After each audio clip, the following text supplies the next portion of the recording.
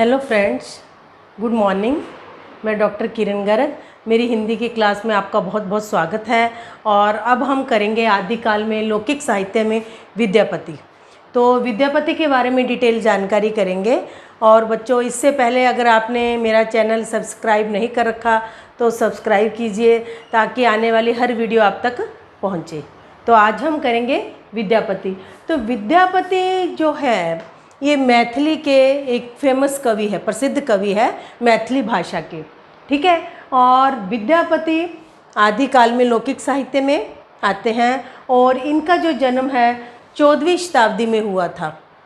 कोई 1305, 1352, मतलब अलग अलग विद्वानों ने इसके जन्म के बारे में अलग अलग समय बताया है। तो यह 14वीं शताब्दी के कवि माने जाते हैं और इनका जन्म हुआ था बिहार के दरभंगा जिले के बिस्पी गांव में हुआ था। बिहार में दरभंगा जिले के बिस्पी गांव में विद्यापति का जन्म हुआ था और इनके पिता का नाम था गणपति ठाकुर और इनके गुरु थे पंडित हरि मिश्र जी, ठीक है। तो और यह इनके जो आश्रयदाता थे दो थे राजा, तिरहुत के राजा शिव सिंह और कीर्ति सिंह के आश्रय में ये रहे थे। तिरहुत के राजा शिव सिंह और कीर्ति सिंह के आश्रय में ये रहे थे, ये इनके आश्रयदाता थे। और इनकी जो रचनाएं हैं, इन्होंने विभिन्न भाषाओं का इनको ज्ञान था, संस्कृत, मैथिली, अपभ्रंश। तो इन्होंने विभिन्न भाषाओं में रचनाएं रची, जो कि संस्कृत की जैसी रचनाएं हैं। पहले हम बात करेंगे संस्कृत की कौन कौन सी रचनाएं थी। तो मुख्य मुख्य रचनाओं के बारे में हमने इसमें बताया है। संस्कृत में जो रचना थी, पहली थी शैव सरवसार, शैव सरवसार। फिर है भू परिक्रमा, भू परिक्रमा में मतलब भूमि के बारे में बताया हुआ है। फिर पुरुष परीक्षा। नेक्स्ट है गंगा वाक्यावली, गंगा के बारे में। फिर है दान वाक्यावली में दान का विस्तार से वर्णन किया गया है। लिखनावली, विभाग सार, दुर्गा भक्ति तरंगनी और ज्ञापतलक और गोरक्ष विजय, ये इनकी संस्कृत की रचनाएं हैं। जैसे गोरक्ष विजय है, यह एक नाटक है, 4 अंकों का नाटक है और इसका कुछ भाग गद्य है, कुछ भाग पद्य है। तो जो गद्य भाग है वो संस्कृत में लिखा गया है और जो पद्य है वो मैथिली भाषा में लिखा गया है। इस तरह गोरक्ष जो विजय है यह एक नाटक है, 4 अंकों का नाटक है। तो यह थी संस्कृत की रचनाएं विद्यापति जी की। अब हम बात करते हैं अवहट्ट, अपभ्रंश में जो रचनाएं थी इनकी थी 2 फेमस रचनाएं हैं, कीर्तिलता और कीर्तिपताका। तो कीर्तिलता जो है रचना, इसमें क्या है, महाराजा कीर्ति सिंह की वीरता और उनके युद्धों का वर्णन किया गया है कीर्तिलता में। और यह एक वीर रस शैली की रचना है और पूर्ण ऐतिहासिक काव्य ग्रंथ है, ये ऐतिहासिक काव्य ग्रंथ है। और जौनपुर के साथ बहने वाली गोमती नदी का बड़ा ही सुंदर इसमें वर्णन किया गया है और यह भृंग भृंगी संवाद में रची गई है। वेरी इंपॉर्टेंट क्वेश्चन बनता है ये कि जो कीर्तिलता है यह भृंग भृंगी संवाद में रची गई है और इसको कहानी भी कहा है, कीर्तिलता को कहानी भी कहा है। ये दोनों इंपॉर्टेंट क्वेश्चन बनते हैं, इसको आपको बच्चों ध्यान देना है कि भृंग भृंगी संवाद में कौन सी रचना रची गई है, कीर्तिलता, और कौन सी विद्यापति की कौन सी रचना को कहानी कहा गया है, कीर्तिलता को, ठीक है। फिर नेक्स्ट जो अवहट्ट की रचना है कीर्तिपताका। तो कीर्तिपताका में क्या है, महाराजा शिव सिंह के गुणों का इसमें वर्णन है, गुणों का और युद्धों का वर्णन है शिव सिंह के, और यह एक अप्रकाशित रचना है कीर्तिपताका। तो जो कीर्तिलता और कीर्तिपताका ये दोनों रचनाएं अवहट्ट की थी, ठीक है। अब नेक्स्ट बात करेंगे हम मैथिली भाषा की। तो मैथिली भाषा में इनकी जो रचना है पदावली, पदावली जो इनकी रचना या ग्रंथ है, इसी के कारण इन्होंने ख्याति प्राप्त की थी विद्यापति जी ने, ठीक है। और यह मैथिली भाषा में रची गई है और यह एक संकलन ग्रंथ है। इसमें श्रृंगार परक पद, भक्ति के पद और अन्य तरह के पद भी इसमें संकलित है। किसमें? पदावली में। ठीक है। और इसमें मेन क्या है? राधा कृष्ण के प्रेम का वर्णन है, और प्रेम का भी संयोग और वियोग दोनों रूपों का इसमें वर्णन किया गया है पदावली में। और इसमें शिव स्तुति, गंगा जी के बारे में, दान की महिमा का वर्णन किया गया है पदावली में। तो ये सारी चीज़ें पदावली में संकलन है। और पदावली का जो आधार ग्रंथ है वो क्या था? जयदेव का गीत गोविंद। जो जयदेव का गीत गोविंद ग्रंथ है, रचना है, उसको इन्होंने अपना आधार ग्रंथ बनाकर ही पदावली की रचना की थी। तो इस तरह हम कह सकते हैं कि पदावली का उपजीव्य ग्रंथ कौन सा था? जयदेव का गीत गोविंद। यह भी इम्पोर्टेंट क्वेश्चन बनता है।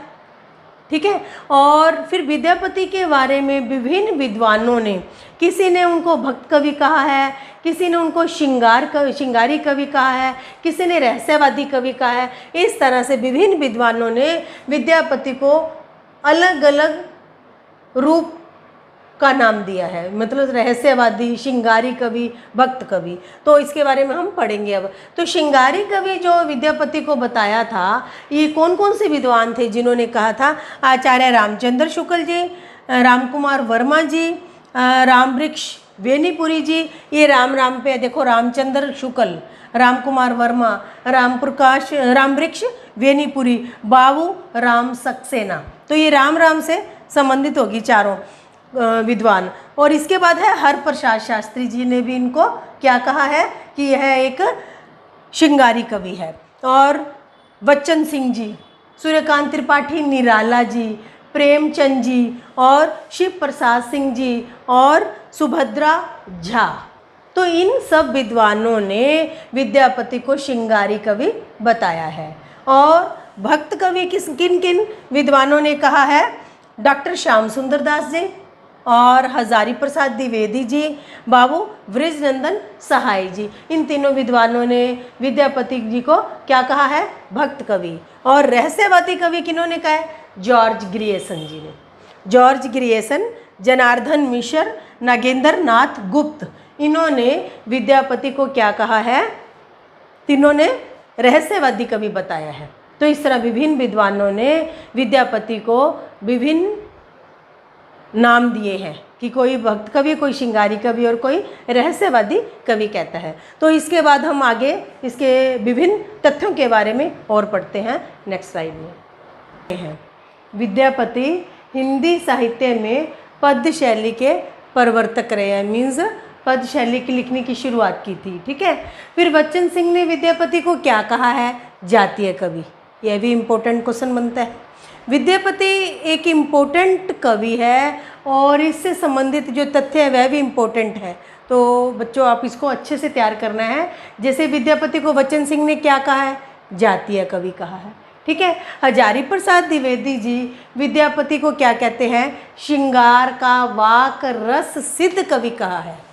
श्रृंगार का वाक रस सिद्ध कवि कहा है। किसने कहा है? हजारी प्रसाद द्विवेदी जी ने। ठीक है। फिर महामहोपाध्याय, इसका अर्थ हुआ कि जो कवियों का कवि, गुरुओं का गुरु मीन्स कह सकते हैं, महामहोपाध्याय। ठीक है। हरप्रसाद शास्त्री जी ने विद्यापति को क्या कहा है? पंचदेवोपासक। किसने कहा है पंचदेवोपासक? हरप्रसाद शास्त्री जी ने। ठीक है। फिर है निराला जी, सूर्यकांत त्रिपाठी निराला जी ने विद्यापति के श्रृंगारिक पदों की मादकता को देखते हुए उनको क्या कहा है? नागिन की लहर कहा है। तो जैसे जातीय कवि, नागिन की लहर, पंचदेव उपासक, अलग अलग विद्वानों ने इनको अलग अलग नाम दिए। तो आपको यह अच्छे से लर्न करने होंगे। नेक्स्ट आ गया फिर आचार्य रामचंद्र शुक्ल जी ने विद्यापति के बारे में क्या कहा है कि जो आध्यात्मिक रंग के चश्मे आजकल बहुत सस्ते हो गए हैं।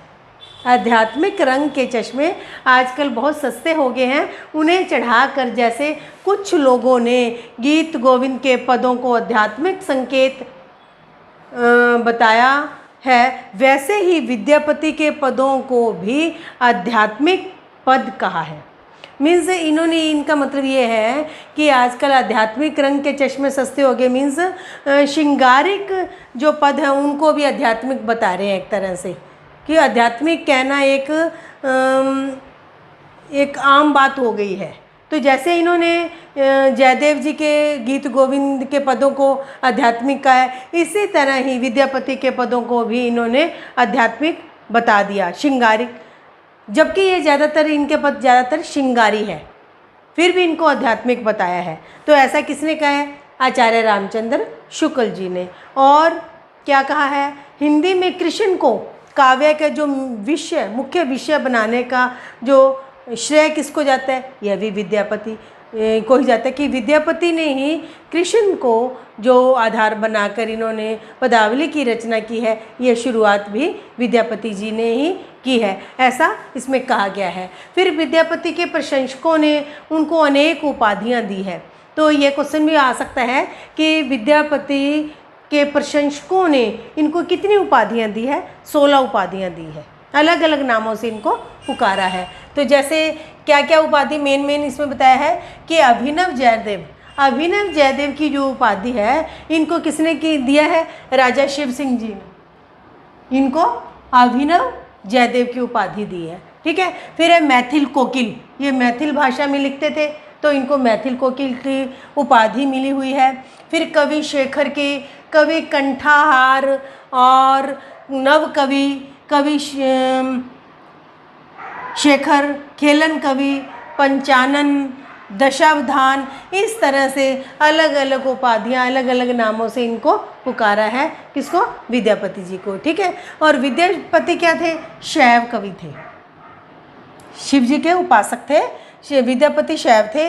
इनके द्वारा भगवान शिव की भक्ति में रचे गए जो पद हैं वो नृत्य के साथ गाए जाते हैं और उनको वे क्या कहा जाता है? नचारी। जब ये पद नृत्य के साथ गाए जाते हैं तो इनको नचारी कहा जाता है। ठीक है। फिर विद्यापति ने इस और क्या था विद्यापति में कि विद्यापति ने नायिका की व्यय संधि का मनोरम चित्रण किया है। इन्होंने अपनी पदावली में अपने जो पदों में नायिका की व्यय संधि का वर्णन किया है और इसके साथ ही सग सनाथा रमणी का भी उत्तेजक चित्र का वर्णन इनकी पदावली में पाया जाता है, व्यय संधि और सग सनाथा में। तो और इन्होंने इनकी पदावली में अलंकारों का भी बहुत अच्छे ढंग से वर्णन किया गया है। मीन्स अलंकारों को ज़बरदस्ती नहीं उसमें डाला गया, बड़े अच्छे ढंग से उसमें वर्णन किया गया इनकी पदावली में। और भक्ति और श्रृंगार का बड़ा ही सुंदर समन्वय इनकी पदावली में पाया जाता है, परंतु फिर भी ज़्यादातर विद्वान इनको श्रृंगारी कवि कहते हैं। ठीक है। तो इसी तरह जैसे एक पद में इसमें बताया है कि सैसव जौवन दुहु मिली गेल, दुहदुल वले द्वंद परिगेल, कबहू को बांधे कच कबहू विचारी, कबहू ढांपे अंग कबहू उघारी। तो इसमें क्या कहा गया है कि जैसे नायिका है, नायिका का जो शैशव, शैशव मीन शैशव, जो उम्र का शैशव भाग होता है ना, शैशव मीन्स बचपन जैसे हम कहते हैं शैशव। शैशव यौवन दुहु मिले, शैशव जा रहा है, यौवन आ रहा है। जब दोनों की संधि होती है, मिलन होता है, दुहुदल वले दंद परिगेल, और दोनों का द्वंद हो जाता है, मीन्स युद्ध हो जाता है कि उधर से शैशव जाना नहीं चाहता और उधर से जो यौवन है वो उसको शैशव को भगाना चाहता है, ऐसा इसमें कहा गया है। कबू को बांधे कच कबू विचारी, कबू ढांपे अंग कबू उघारी। तो कभी तो वह बचपन शैशव के कारण अपने वस्त्र से अंगों को मीन्स लापरवाह हो जाती है, क्योंकि शैशव होता है उस समय वो परवाह नहीं करती, और उधर से यौवन अवस्था के कारण वो कभी ढक लेती है अपने यौवन को, शरीर को। ठीक है। इसी तरह उनके केशों के बारे में कहा गया है, कभी तो वह मस्त होकर खेलती है और वो अपने शैशव अवस्था होती है उसमें तो अपना ध्यान नहीं करती, और जब उसका यौवन का वो आता है उसमें महसूस होता है उसको, तो वह अपने शरीर को ढक लेती है या केशों को बिखेर लेती है। तो इस तरह से इसमें नायिका के यौवन और जो शैशव का जो मिलन है, संधि है, उसका बड़ा ही सुंदर वर्णन किया गया है। तो इसमें विद्यापति जी ने अपने पदों में व्यय संधि नायिका की और सघै सन्हाता का वर्णन किया है। ठीक है, तो यह थे विद्यापति जी के विशेष तथ्यों का वर्णन, विद्यापति जी के वारों के बारे में वर्णन। तो बच्चों, आप इसको अच्छे से तैयार करना। मेरी पूरी कोशिश रही है कि विद्यापति का कोई भी तथ्य या पॉइंट छूट ना जाए। मैंने बहुत अच्छे तरीके से इसमें वर्णन किया है। तो बच्चों, आप इसको अच्छे से तैयार करोगे। और अगर आपको मेरी वीडियो अच्छी लगी हो तो इसको लाइक करना, शेयर करना और सब्सक्राइब भी करना। Thank you.